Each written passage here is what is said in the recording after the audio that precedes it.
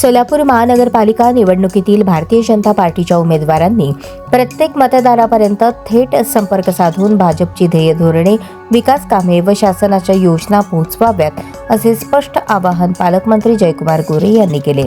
महापालिका निवडणुकीच्या पार्श्वभूमीवर शनिवारी हॉटेल बालाजी सरोवर येथे भाजप उमेदवारांची बैठक पालकमंत्री गोरे यांच्या उपस्थितीत पार पडली. या बैठकीस आमदार देवेंद्र कोठे, भाजपचे पश्चिम महाराष्ट्र संघटन मंत्री मकरंद देशपांडे, शहराध्यक्ष रोहिणी तडवळकर, माजी आमदार दिलीप माने, जिल्हा सरचिटणीस मनीष देशमुख उपस्थित होते. पालकमंत्री गोरे म्हणाले, भाजप पूर्ण ताकदीने ही निवडणूक लढवत असून उमेदवारांनी प्रभागनिहाय व्यापक जनसंपर्क साधावा. केंद्र व राज्यात भाजप सरकारने केलेली विकास कामे, धूळमुक्त सोलापूर, पाणी पुरवठ्यासाठी मंजूर 892 कोटी रुपये, विमान सेवा, IT पार्क, लाडकी बहीण योजना यांची माहिती घरोघरी जाऊन नागरिकांना द्यावी.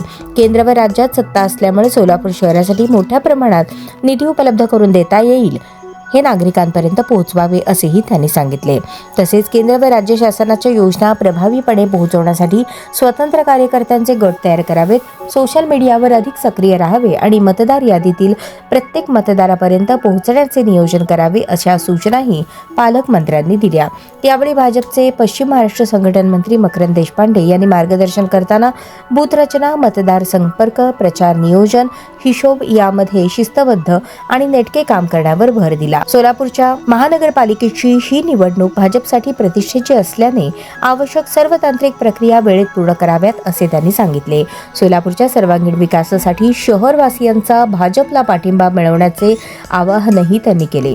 या बैठकीस भाजपचे पदाधिकारी, कार्यकर्ते मोठ्या संख्येने उपस्थित होते.